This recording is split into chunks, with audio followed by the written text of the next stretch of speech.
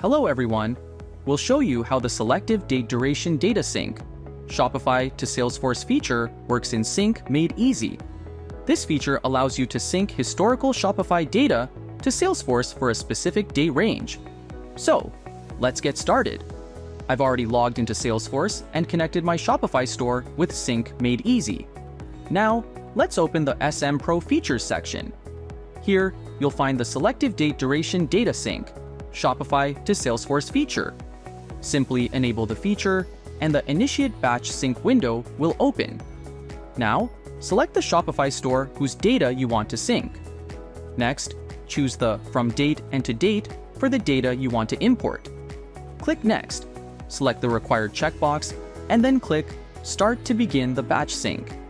As you can see, a success message confirms that the batch sync has been initiated successfully for the selected date range. If you want to stop the batch sync, simply click the Stop button. To verify the sync progress and status, navigate to the App Logs page. There, you can monitor the batch sync and view its details. And that's how the Selective Date Duration DataSync Shopify to Salesforce feature works in Sync Made Easy.